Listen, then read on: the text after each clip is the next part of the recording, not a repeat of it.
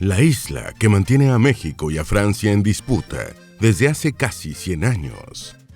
Casi un siglo se ha mantenido una disputa entre México y Francia por una isla. No se trata de una historia cualquiera, sino de un relato que bien podría formar parte de una novela de aventuras. Y es que tiene hasta el nombre perfecto. Se trata de la Isla de la Pasión. De hecho, tiene al menos 3 nombres. No se descarta, por la misma mitología a su alrededor, que existe alguno más. La Isla de la Pasión está ubicada en el Océano Pacífico Norte, a unos 1085 kilómetros de la playa La Llorona, que pertenece al municipio de Aquila, Michoacán, en México. Es el punto de tierra firme más cercano. Sin embargo, pese a la cercanía, es un territorio administrado desde la Polinesia Francesa, a cargo de un alto comisionado de Francia. La historia alrededor de la isla comenzó en 1917 y se extiende hasta la actualidad, bien como un antiguo recuerdo, un relato pintoresco o una discusión diplomática que cada tanto vuelve a la superficie para reabrir una discusión en la que se mezclan tradición y sentimientos nacionalistas. Te contaremos su historia. Antes de meternos a fondo, no te olvides de suscribirte a nuestro canal y activar las notificaciones para mantenerte al día con nuestras actualizaciones.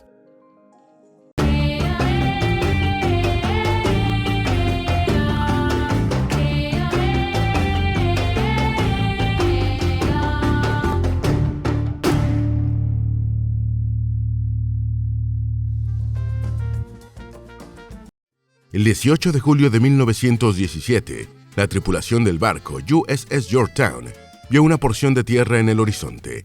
Al acercarse, hallaron a 3 mujeres y 8 niños. La embarcación militar encontró un puñado de civiles en pleno Océano Pacífico. El acontecimiento resultaba tan extraño como inexplicable. Pero explica BBC Mundo, estas personas representaban una comunidad que, en sus mejores días, estuvo conformada por medio centenar de personas. Vivían en la Isla de la Pasión, como se le conoce ahora, pero durante esos años también fue nombrada como Médanos o Clipperton. Cada uno de estos nombres tiene una historia.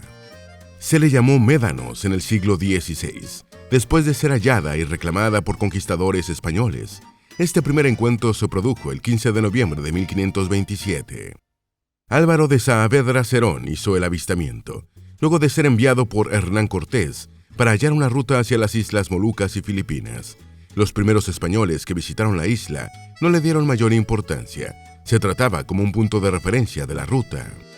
La isla recibió el nombre de Clipperton debido a un pirata inglés llamado John Clipperton, quien la avistó en el año 1705. El pirata usaba la isla como escondite y base de operaciones durante el siglo XVIII. Por eso, los ingleses comenzaron a llamar la isla con su apellido. El nombre de la Isla de la Pasión lo recibió de exploradores franceses, quienes redescubrieron la isla durante un Viernes Santo en el siglo XVIII. Los nombres Isla de la Pasión y Clipperton se mantienen hasta nuestros días, principalmente el inglés. La isla fue entregada a Francia en el siglo XX por orden del rey italiano Víctor Manuel III, pero antes de esto, la isla fue escenario de pulsos entre piratas, empresarios, náufragos, militares y civiles.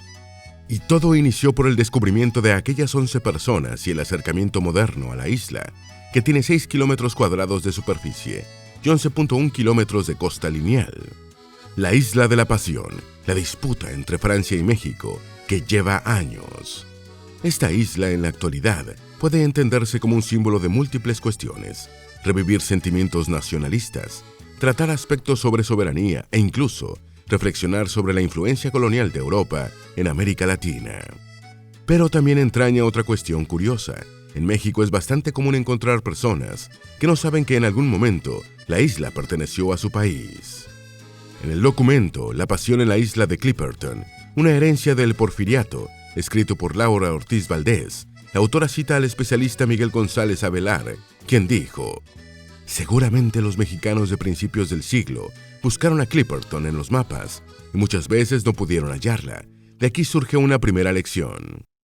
Ningún libro de geografía que muestre el territorio nacional debería omitir la representación de nuestras islas, porque no son fragmentos prescindibles del Estado, ni partículas de soberanía desvalijadas sobre las aguas, sino parte integral del todo nacional. El documento agrega lo siguiente: El 15 de agosto de 1897 se publicó en el Herald de Nueva York una información sobre la cual la embarcación Vapor Navarra, en su viaje a San Diego, había pasado por la isla Clipperton, donde se consideraba inminente que se izaría la bandera inglesa, siendo aquella isla mexicana. De acuerdo con la autora, este hecho generó conmoción en México. Como parte de su investigación, Ortiz Valdés halló una editorial del diario El Tiempo, publicado el 24 de agosto de 1897.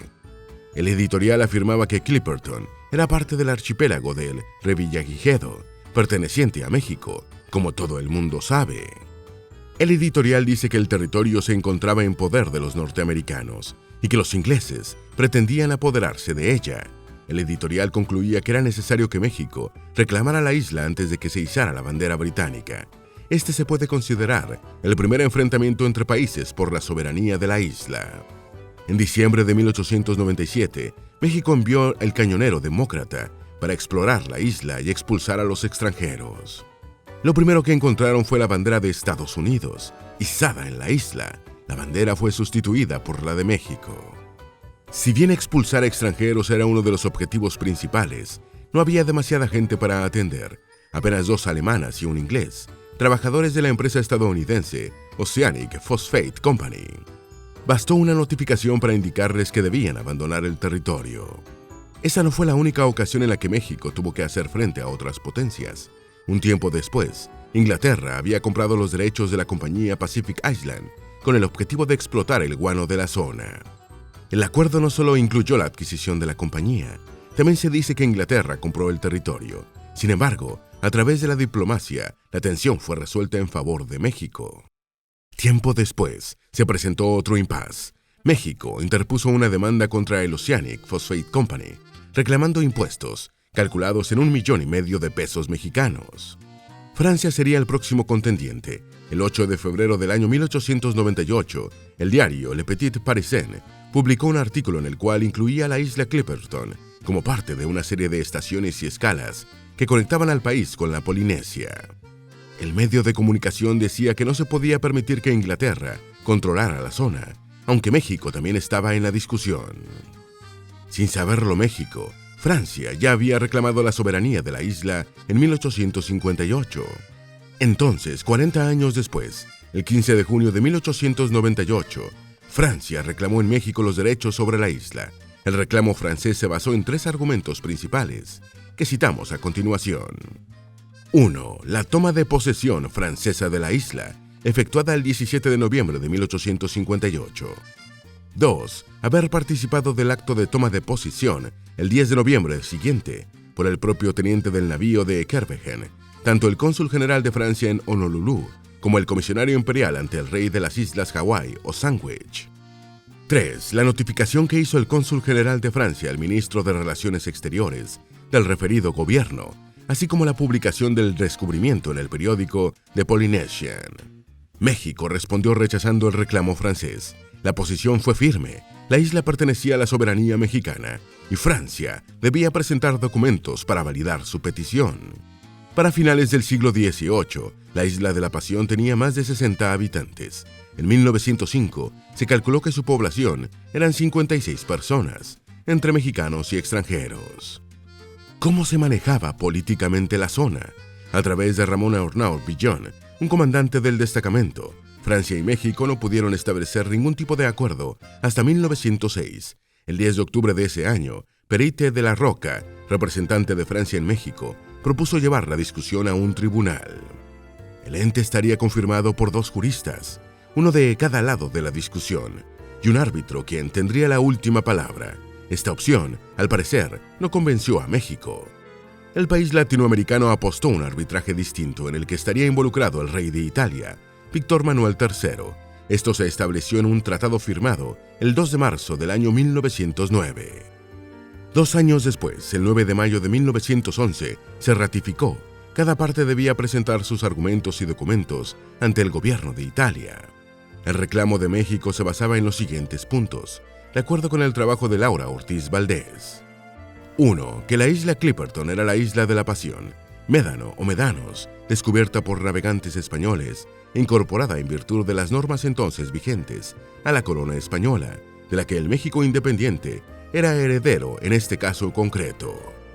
2. Que la eventualidad de que se considerara que no había habido ejercicio efectivo de soberanía por parte de Francia desde su descubrimiento de la isla en 1858, se había producido un caso de derelictio o abandono de derechos por parte de Francia. 3. Que en este último supuesto la ocupación efectiva por representantes del gobierno mexicano en 1897 consolidaba la soberanía mexicana. Durante los siguientes años, México se encargó de presentar más pruebas y argumentos. Para ese momento, Italia formaba parte de la Triple Alianza, una coalición opuesta a Francia.